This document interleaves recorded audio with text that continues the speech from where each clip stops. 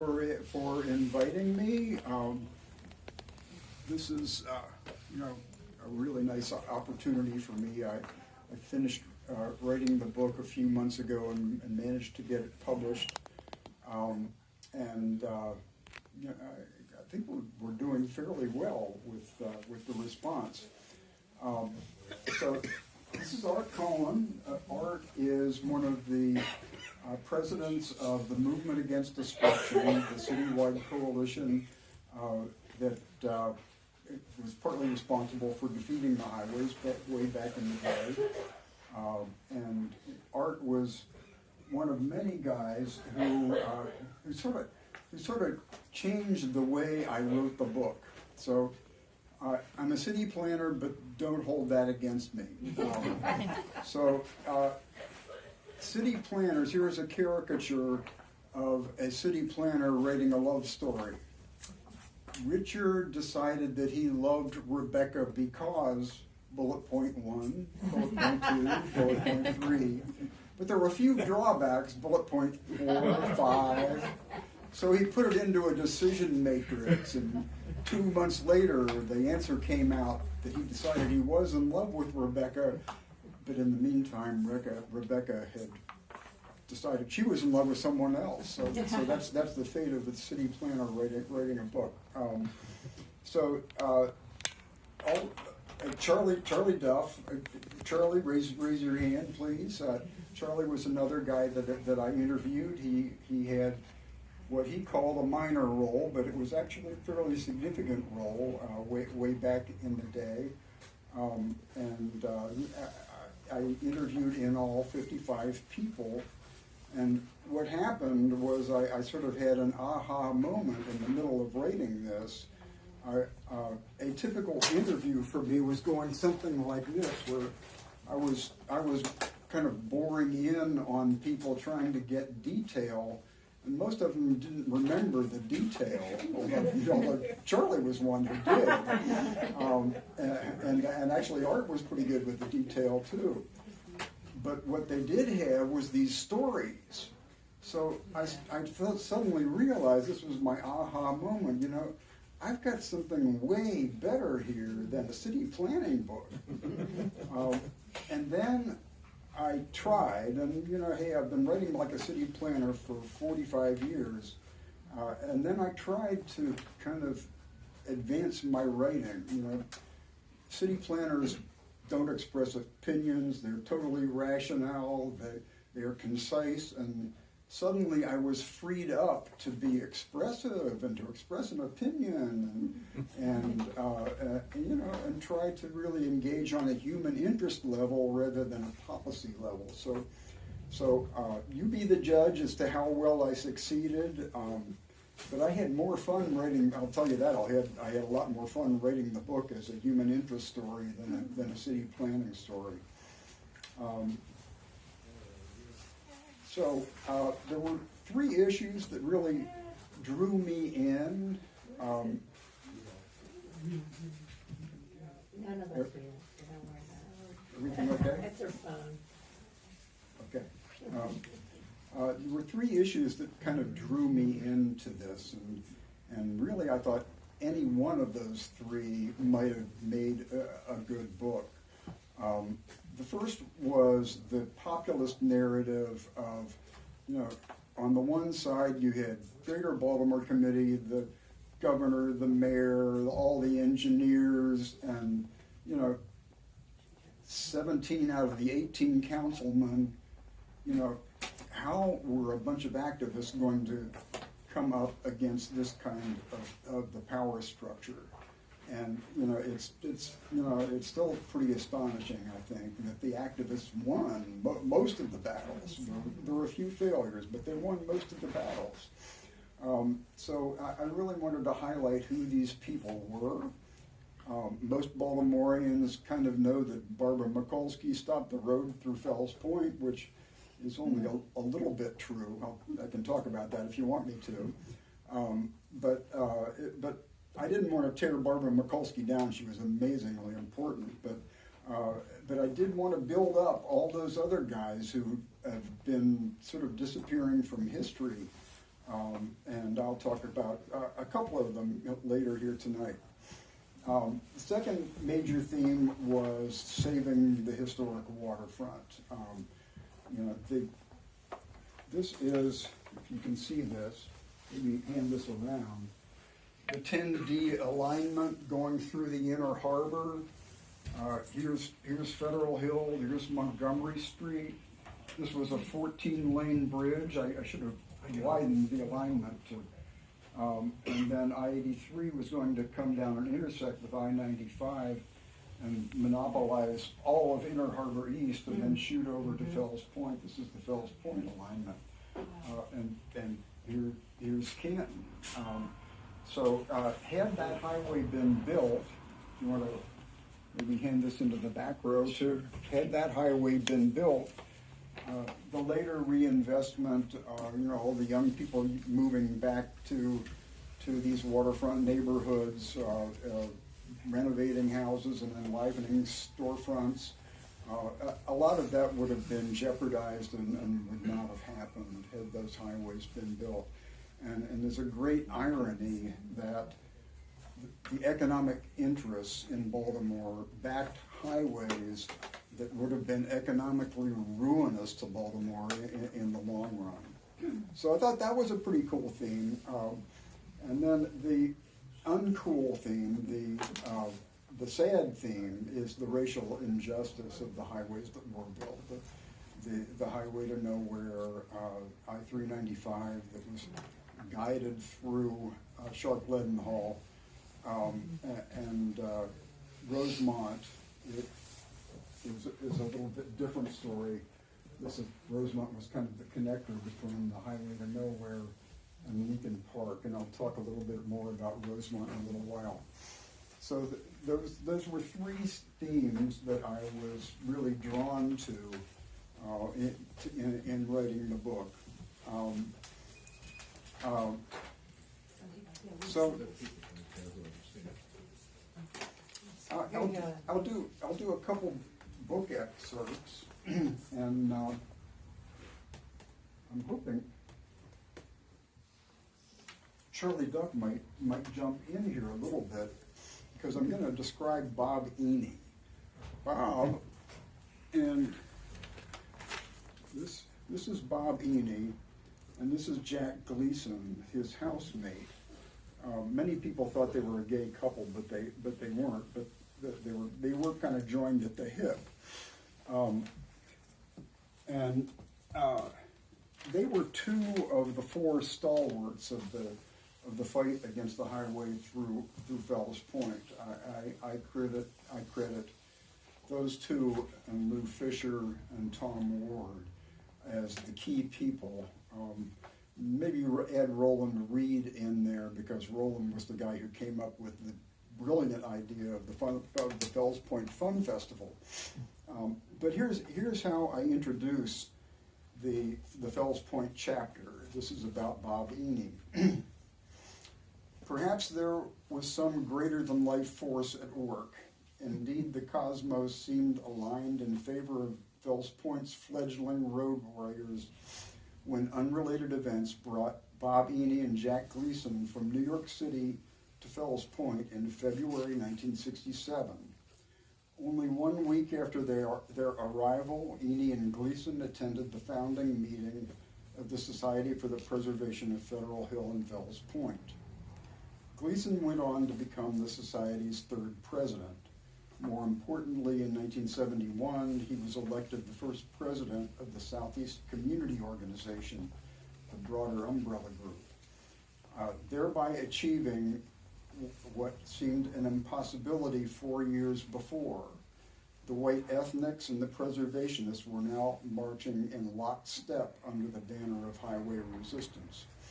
But as important as Gleason's role was, it is Eney's arrival in Baltimore, just in the nick of time, that feels especially preordained. To say that Eney found his calling in the road fight does not do justice to the pivotal role he played. Eney was a one-of-a-kind marvel, dyslexic to the point that he could not write a sentence, but possessed with an unbridled passion for architecture and history, He was the guy that made people look beyond the rundown formstone-covered houses to see their remarkable but hidden potential. He was the guy to fill in the backstory behind those dilapidated facades.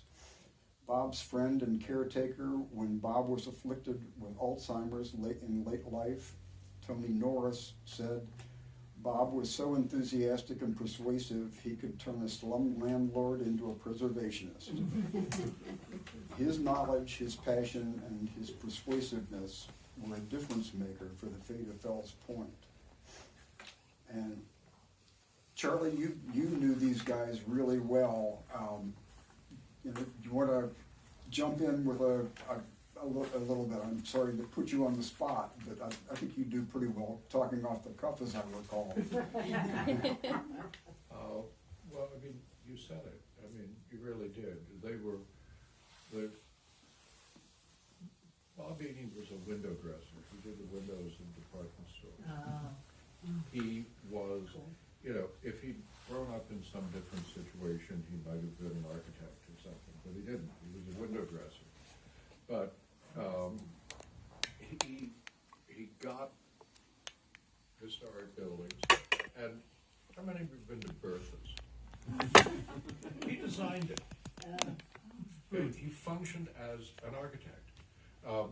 When the city finally decided to sell their houses in Fells Point, he put together the manual for what are the different kinds of houses you find in Fells Point. What kind of windows do they have? What do you have to do? And I was not a grad student, and I showed it to, we had a visiting lecture from the head of the New York City Landmarks Commission. I showed this to her. She said, where'd you get, that's the most amazing thing I've ever seen in my life. Bob Eating was completely self-taught. And aside from that, I was 14 years old when I met Bob Eating. And he had nothing to do except talk to me about how wonderful Fells Point was for 4 hours straight. And you pay extra for that. I'm starting to tear up. I mean, what an extraordinary man. Yeah. Thank you, Charlie. Charlie has a couple appearances in the Road Wars.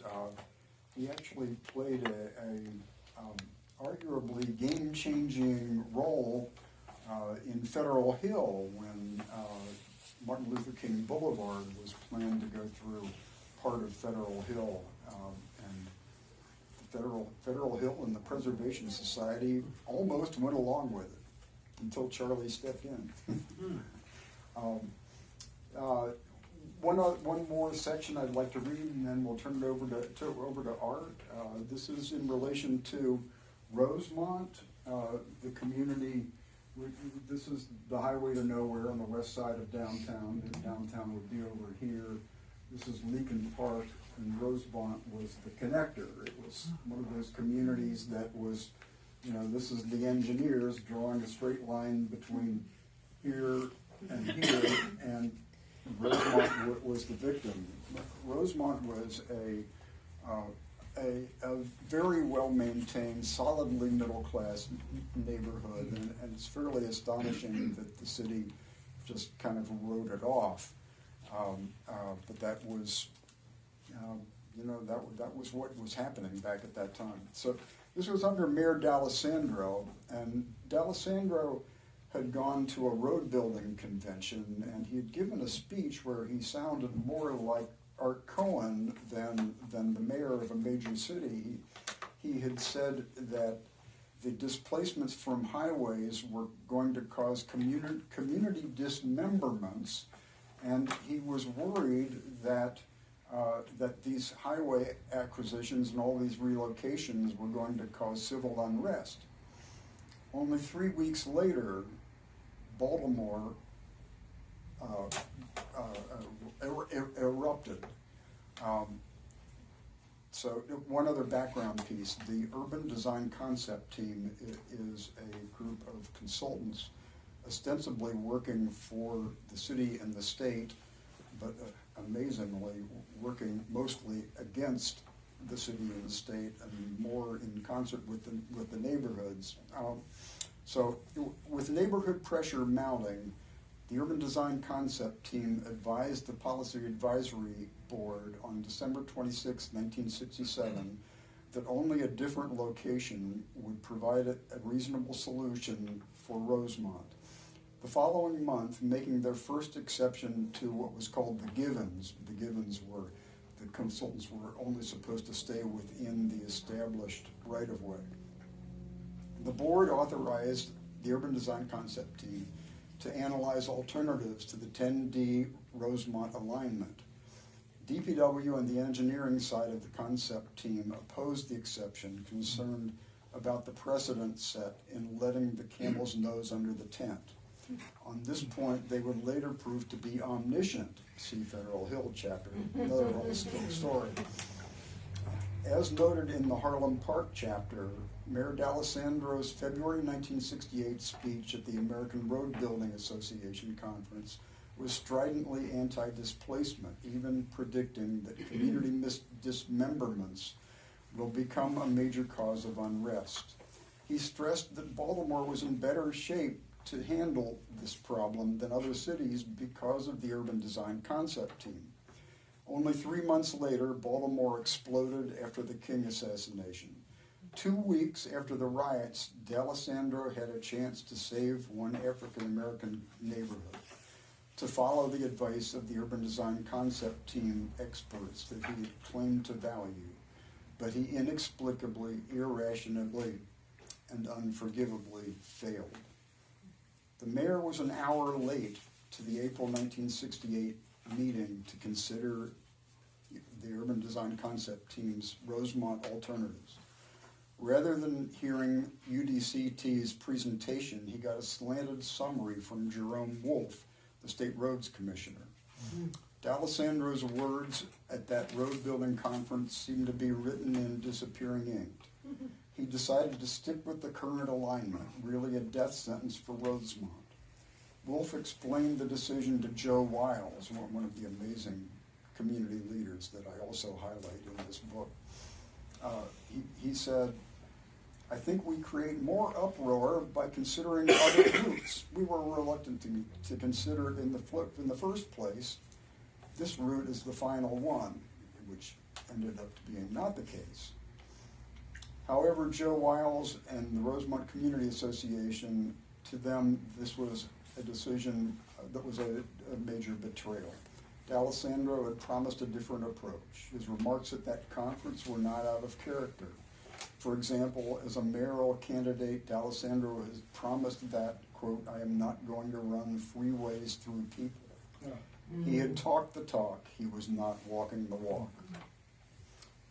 One of the little nuances about this that I love about this story is that the fate of this community lay in the fact that D'Alessandro was an hour late to the meeting and heard the slanted summary from the State Roads Commissioner instead of the presentation. Yeah, so I really tried to pick up on all those little nuances in researching the book. I had a whole lot of fun writing this book. I kind of fell in love with these characters, like Bobini, like Joe Wiles, and I hope you do too. And here's one of the guys I fell in love with too. Well, the feeling's mutual because he's a terrific guy for telling this story. This story has been sitting around waiting to be told for a long, long time. There have been lots of things written about it, but never quite this way. All right, well, I'm going to just start here by telling you a little bit about the movement against destruction, okay? MAD, M-A-D. It was a coalition. When did it start? This is all from a period of about 50 years ago. We're going back 50 years. It started in August of 1968. And Stu Wexler, who was with CORE, really was involved in as one of the people starting it. He became the first president. Congress for Racial Equality. CORE, Congress Yeah. of Racial Equality. Okay, you're right. I should not use acronyms. But anyway, It lasted about 9 years, finishing in 1976 or 77. Why did it start? Well, a citywide effort was needed to be necessary to successfully oppose a citywide project. And so strength in numbers was seen as a way of doing that. What it represented as of the first, as one of the first citywide coalitions, was including people from many different neighborhoods, from the west, southwest, south, and southeast areas of the city, and many different income levels, races, and ethnicity, truly representative of Baltimore City's diversity. It was the first time this had happened, really, and they united in this group. The group, by the way, did not have a name for the first few months, but in, I think it was February or March of 1969, there was a young African-American psychiatrist who came to a meeting, and he said, I came to one of your meetings, I'm coming to this meeting, it's the last meeting I'm going to come to because I just don't have the time, but I thought that I could leave you with the suggestion of a name. And he's the guy who suggested the structure. I mean, what a gift, huh? Yes, that's a great conversation. Just terrific. You didn't have to tell him about your mother? For your terrible child. So, how it started. It was convened by several community group leaders living in or near the pathway of the proposed road condemnation lines. The principal leaders at that time were John Wells of the Relocation Action Movement. Its acronym is RAM, and it was in West Baltimore. And the other was Stu with CORE. They were the first two to really get it going. Stu was the first president, followed by me, followed by Jack Bond, and the last president was Carolyn Tyson, who served the longest. Who was in it? Neighborhood groups like the Rosemont Neighborhood Improvement Association,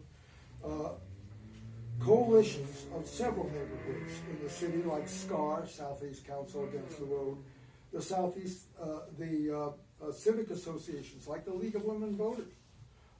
We had somebody from the League of Women Voters who was a crackerjack researcher, and Barbara King, and that's what she did, but she really did it well and served us in that way. Civic associations, well, I mentioned that, churches, professional groups, we even had a lawyers group, citywide political clubs, and many, many interested individuals. There was a place for individual membership if you weren't part of a group.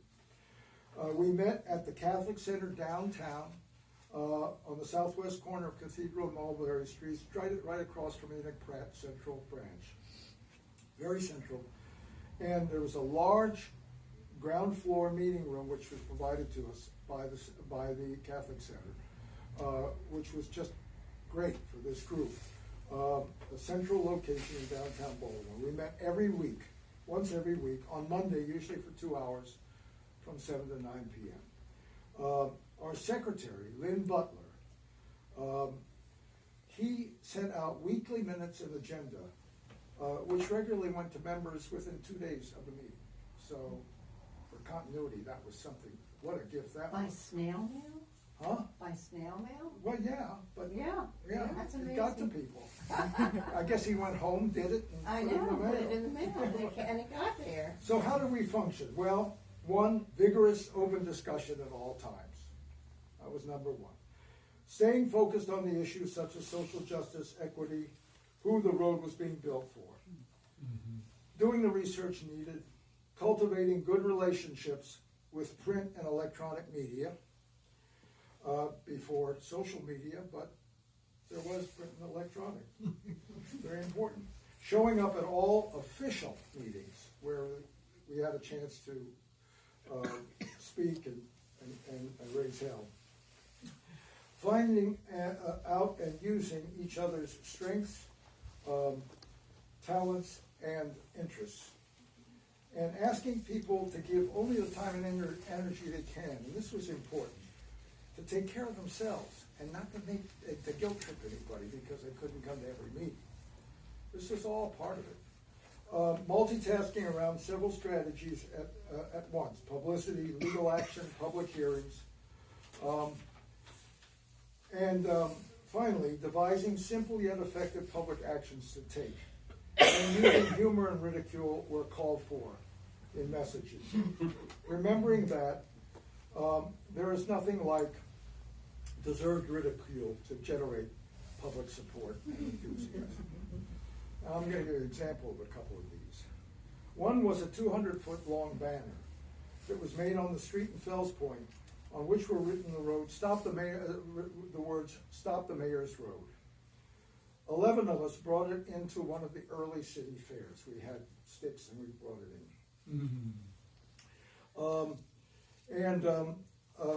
We kept it unfurled for 20 minutes until we were thrown out. The next year, Mad avoided being thrown out by renting a small plane to which the banner was attached, and it flew back and forth over the city fair, and that was that. And here's one other example. Jack Bond, one of our members and later president, came up with the great idea of creating a new route map, the A1 route, which would only take 6 houses throughout the city, which belonged to the following: Mayor D'Alessandro, Bill Boucher, who was the head of the Greater Baltimore Committee, Council President William Donald Schaefer, the head of the Baltimore Department of Public Works, a consultant to the State Roads Commission, and the chief of the Interstate Highway Division, who lived in Annapolis. So then a Baltimore Sun reporter went around, interviewed each one of these, and they published a map of this new route in the paper.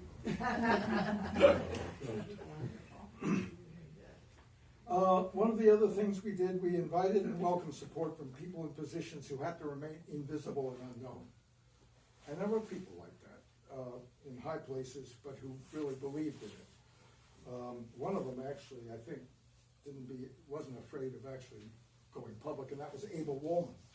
Abel Woolman is against the expressway from the beginning. David Barton, who was head of the City Planning Commission, very courageously stood up against all these people and questioned the road, finally having to leave. Keeping egos in check. This is about group action, not individual credit, and keeping up the pressure. And finally, and this is important, when the goals of the coalition were accomplished, not hesitating to stop, disband the group, go home. There would be plenty of other battles to fight. So what did MAD accomplish? Well, it disapproved of routes 10D, 3C, and even 3A. These were the last official routes, which were the principal expressway routes considered during the late 60s and into the 70s. They came to favor a no-build alternative. And under federal law, they had to, the feds had to talk about the no-build. What if we didn't do anything? What if we didn't put the road through? What would happen? And we tried to insist that they always considered this along with the rest of the official routes. Along with other groups, MAD helped to slow down final decisions. This is it. I mean, we were part of a larger effort to slow down the decisions until about the expressway, until the political landscape in Baltimore, Annapolis, and Washington changed. And more support was given to public transportation and other alternatives to getting around than expressways. All right, so I'm going to finish by sharing with you one little advocacy.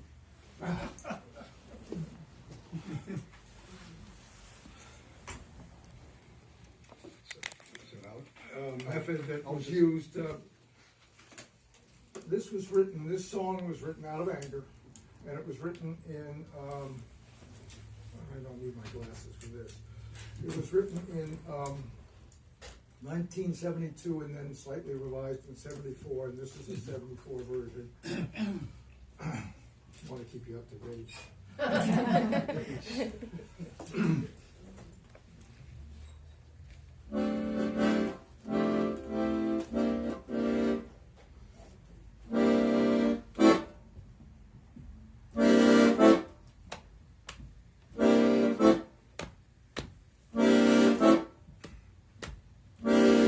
$1 billion, that's what it's gonna cost. If they build this highway, the city will be lost. Right through the parkland, that's where it's gonna go. Should we let them do it? We say the answer is no. We've got the road building blues. Taxpayer blues.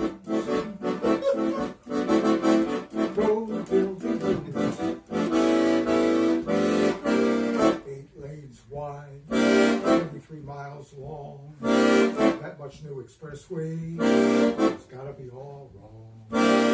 With lower speed limits, high-priced gasoline. We'll use the biggest road the city's ever seen. We've got the road building blues. Cement mixer blues. The road building blues. Knock down your neighborhoods, right down to the ground. That's what's gonna happen, folks. This highway comes around. Much more pollution will be everywhere. Because we know expressways don't help the city's air. We've got the exhaust fume blues. Road building blues.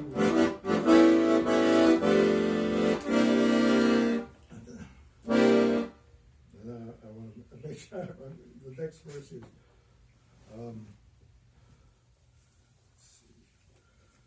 I'm frozen at this. I'm going to get it. Oh, yeah. Funny that I stopped at that one.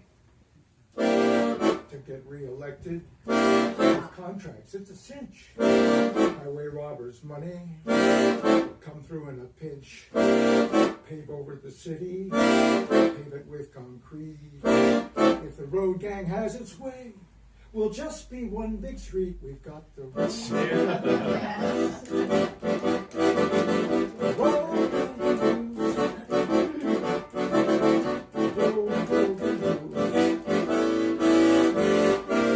$1 billion, that's what it's gonna cost. If they build this highway, the city will be lost. $1 billion can go pretty far. So why not spend it on something else than just some more road tar? We've got City Hall blues. Road building blues.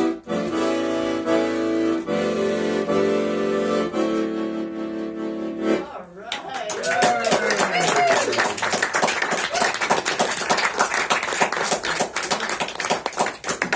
1974, Jim Diltz, who was a great reporter on the expressway, suggested a studio on Howard Street where I could get this recorded. So I went and got it recorded, and I made a 45 RPM. What's the I B-side? sold them on the street. What? What's the B-side? What's the B-side?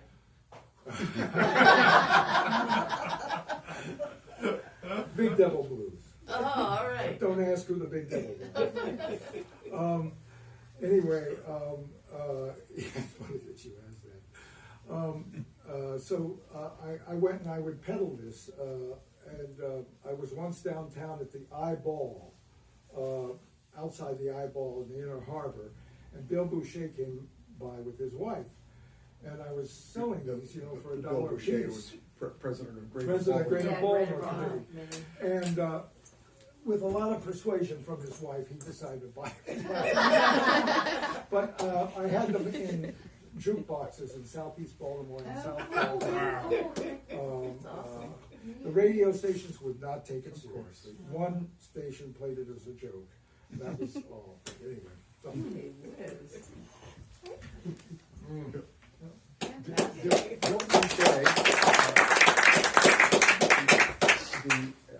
the other one of Art's stories that Bill Boucher appears in is the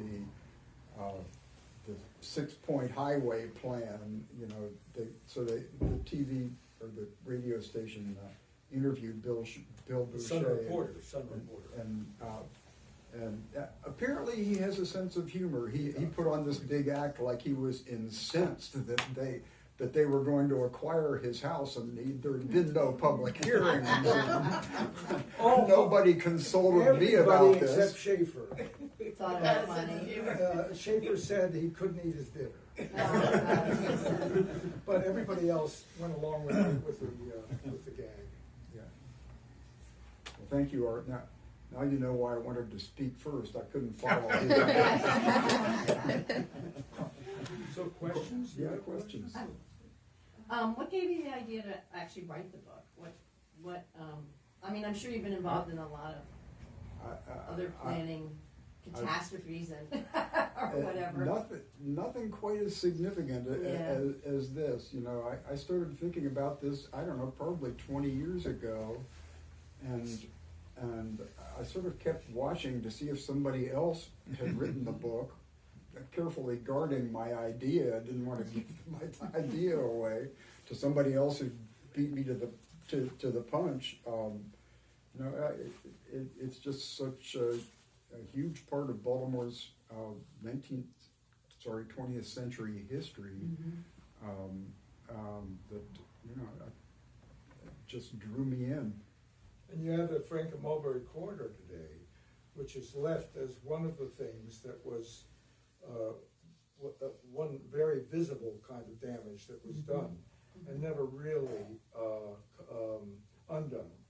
And there's a chance to undo it with the new federal Reconnecting Communities funds, which don't amount to very much money nationally at this point. But the idea is to approach cities with communities like Franklin Mulberry and ask them to use these funds to make some kind of, I don't know if restitution is the word or what, but Rethink the whole thing. Yeah, yeah, Charlie. Art, you mentioned that MAD had its meetings at the Catholic Center. Joe McNeely always talks about how important the Catholic Church was in the road fight in Southeast. But the Catholic Church wasn't a big part of your story. Is the Catholic Church a part of the story? I heard about it from Joe McNeely, and I was surprised there, and I don't know anything about it. Well,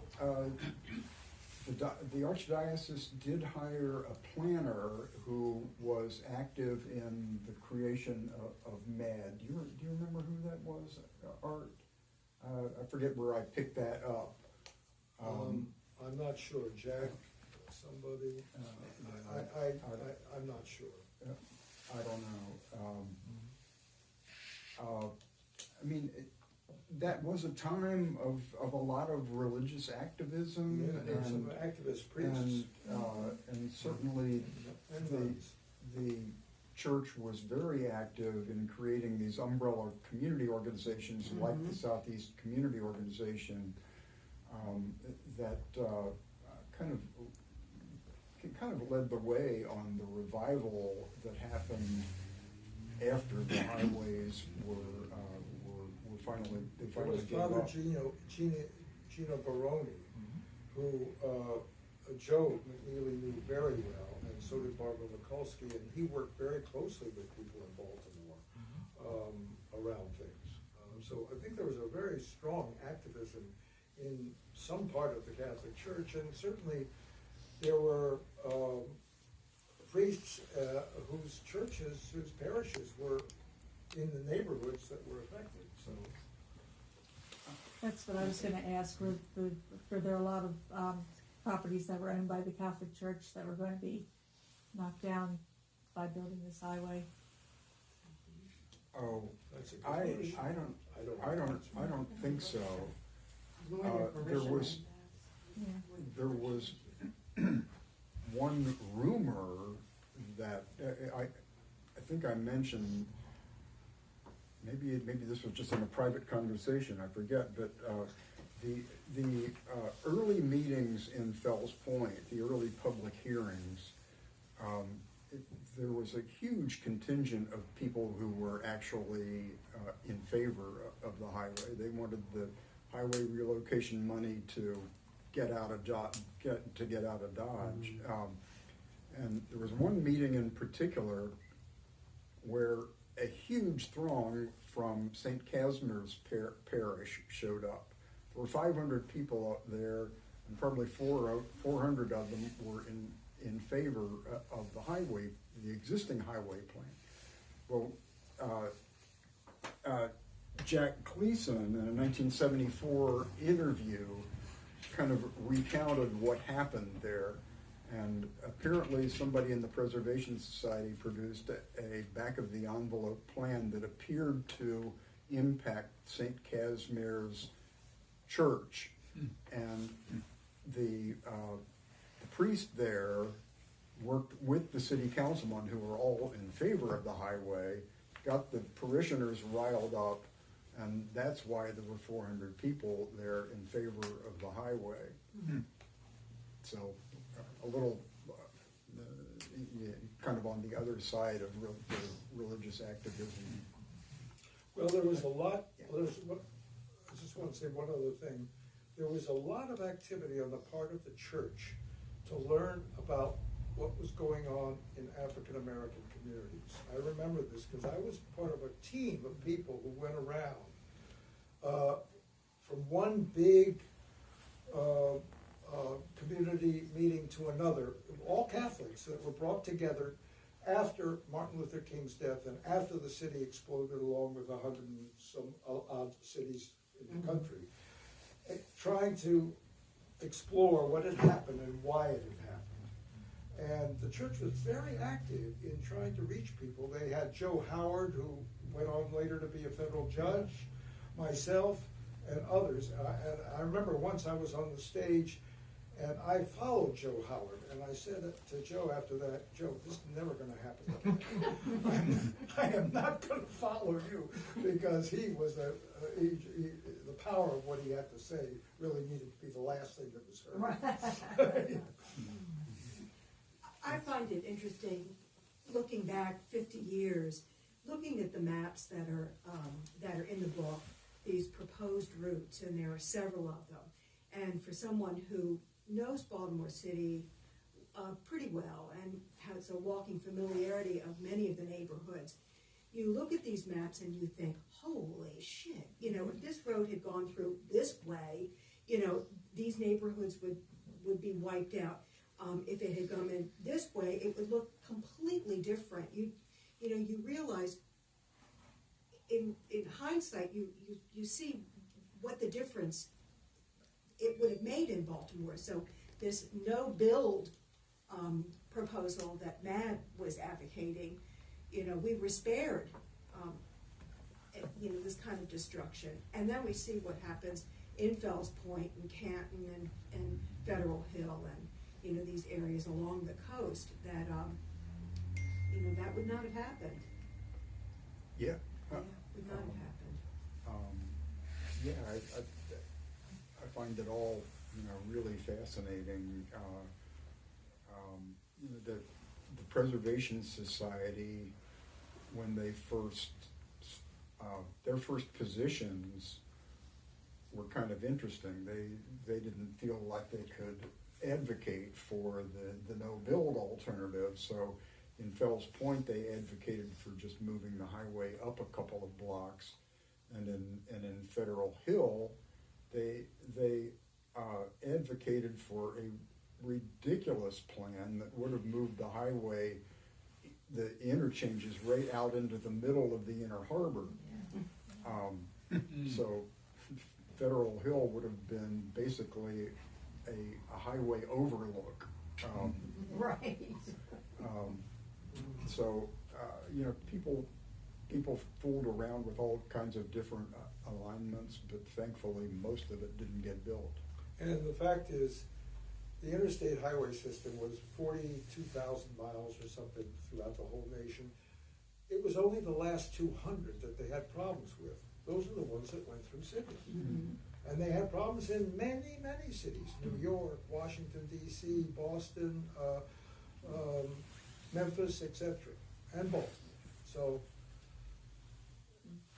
And they also broke up a lot of cities. What? They also broke up a lot of cities. Like when I was living in Richmond, I noticed how easy it was to get through town, you know, on all those highways, because it's all broken up by 64 and 95, you know, whereas Baltimore is a pain in the neck to get through. Because you can't go through on the highway. Well, we saw it when we were in Thank New England. goodness. We were in a city where the highway went right through the middle of the city. Providence. And, no, this was in Worcester, Massachusetts.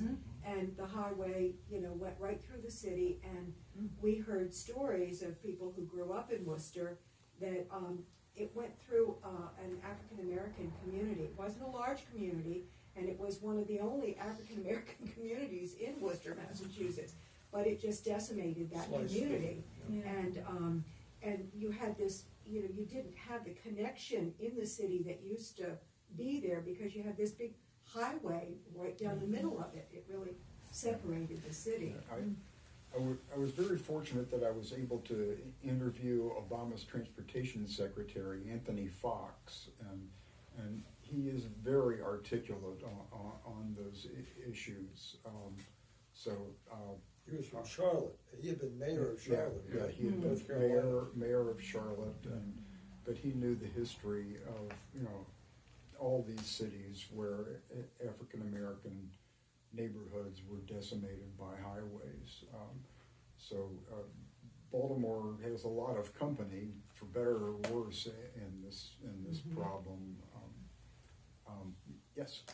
Yeah, I'm just interested in terms of, it's an amazing story because so many different groups got together, and so much of the leadership was grassroots volunteers. And from what you're describing, the leadership really was grassroots volunteers.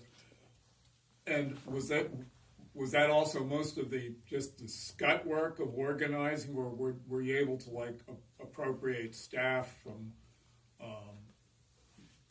organizations, you know, funded organizations that were allies? I'm trying to break down the difference between how much of the work was volunteers just giving of their time, and how much of it was actually, you know, detailed, say, I want you to work with the road people from some, you know, community development agency or something. Well, among the activists, it was almost all volunteers, but there was the urban design concept team, which was paid somewhere between $5 and $7 million, and worked quite studiously to undermine the highway that they were hired to try to improve. That's one of the amazing stories in the book. I sometimes I reread that section and I'm still like shaking my head. How did this happen? You know,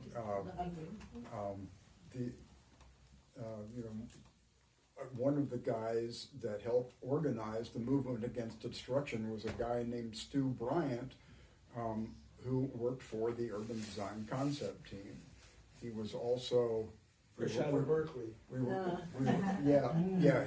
was a free speech movement guy. He was pretty left, I guess. But we mentioned James Dilts, a very influential columnist for the Sun, and Dilts always seemed to have the inside view of what was happening in the road planning, and that was because, I think, Stu Bryant fed him information that he was not supposed to have. Great to have a mole.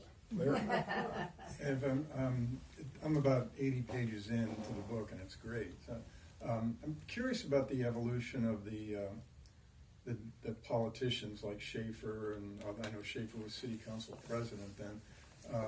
You know, what was it? Strictly the community pressure that got to them, that got the tide to turn for them, or was it some business interest changing, or what do you? I know Art probably will take all the credit, but.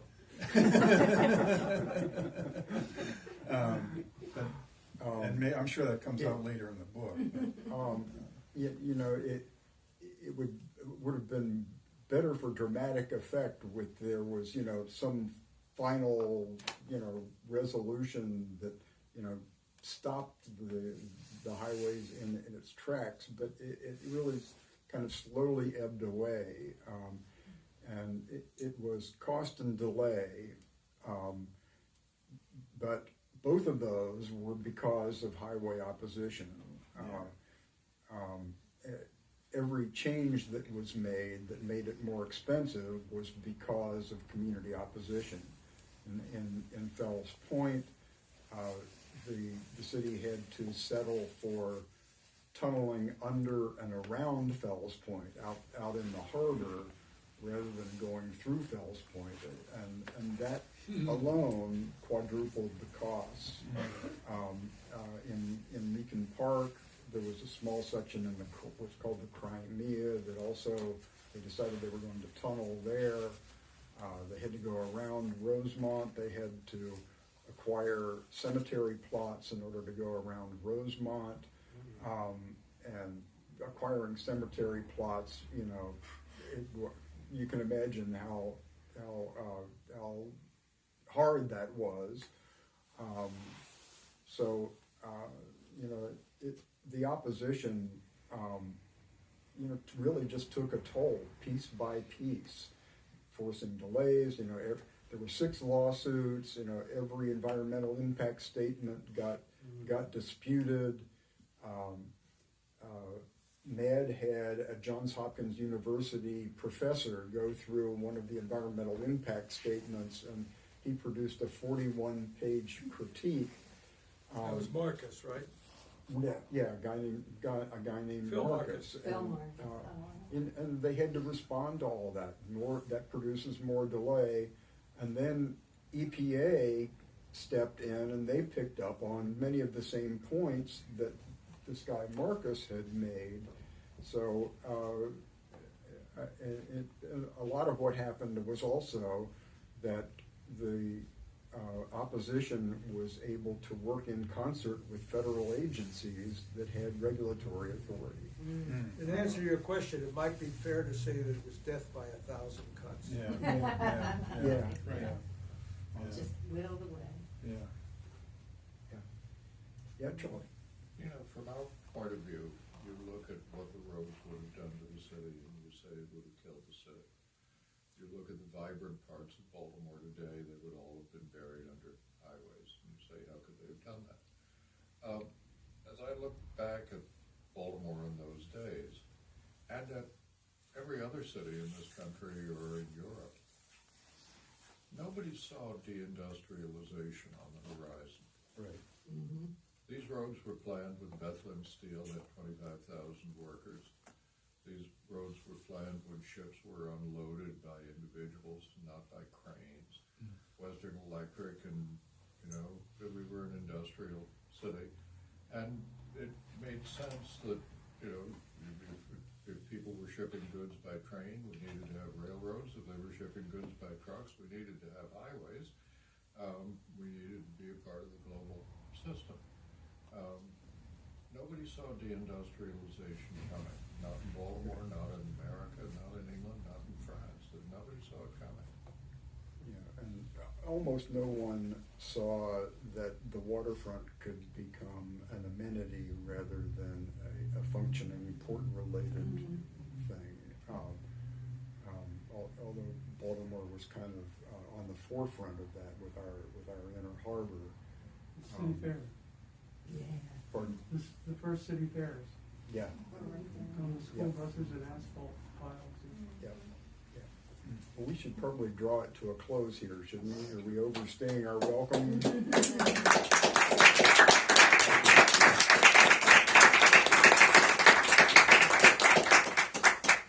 So, where'd you get your shirt? Did I explain this? I think I told someone. Charlie heard it. If you haven't bought a book, they're here. Oh. You can buy one. Yeah, don't forget to buy a book. Yes. Thank you all for I'd be happy to sign them. So I have a bunch of copies. I have a bunch of T-shirts out in the car. If anybody wants them, they're mostly extra large, unfortunately. That's the one I want. Yeah, But, I'll take those. But I sort of congratulated myself on how clever I was to hop the road, how beer saved Fells Point, and then on the back you take a picture of my Long QR way to code go. and text it to my website where I answer the question, which is basically that Fells Point financed their legal costs in challenging the road by selling beer at the Fells Point Fun Festival. And everyone, including myself, who went down there and probably overindulged, can be credited with helping Yeah. save Fells Point. Say, Fells Point. Not me, I sold it to you, but I couldn't drink it.